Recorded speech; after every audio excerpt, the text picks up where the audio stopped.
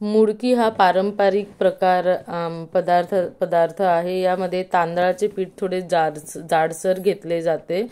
एका भांड्यामध्ये पाणी घेऊन त्यामध्ये कापलेला ओला कांदा, ओला वाल आणि हळद टाकून उकाळी आल्यानंतर मीठ वगैरे टाकून तांदळाचं पीठ हळूहळू सोडून व्यवस्थितरित्या एकत्र केले जाते आणि असं त्यामध्ये चमचा फिरवून व्यवस्थितरित्या ते पीठ एकत्र करून घेतले जाते। पीठ एकत्र केल्यानंतर त्यामध्ये आम्ही येथे कोथिंबीर वापरत आहोत। नॉर्मली बरेचसे लोक पाती कांदा वापरतात, स्प्रिंग ओनियन वापरतात आणि त्यानंतर हे पीठ गॅसवरून उतरवून त्याचे गरम असतानाच त्याचे पीठ वाळून त्याची मुडकी बनवली जातात।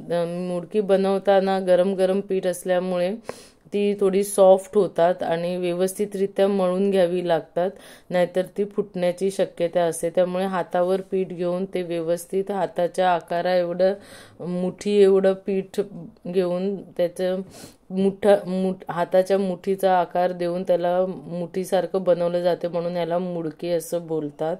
हे नॉर्मली मकर संक्रांतीच्या दिवशी बनवले जातात। पारंपरिक पदार्थ असल्यामुळे सणाच्या दिवशी मकर संक्रांतीच्या सणाच्या दिवशी बनवले जातात। हे मुडकी ही एक भाजी असते, वाल वांग आणि कोनफळाची भाजी असते। त्या भाजीच्या जोडीला मुडकी खाली जातात, अशी प्रथा आहे।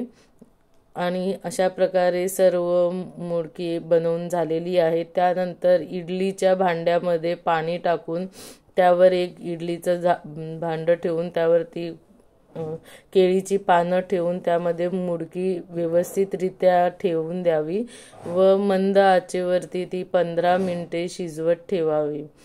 त्यानंतर ती जी तयार होतात ती सॉफ्ट असतात आणि ही गरम खाण्यामध्ये जी एक वेगळी मजा आहे ती वाल वांग आणि कोनफळाच्या भाजी सोबत ही टेस्ट तुम्हाला परत कधी कुठच्याही भाजीमध्ये मिळणार नाही।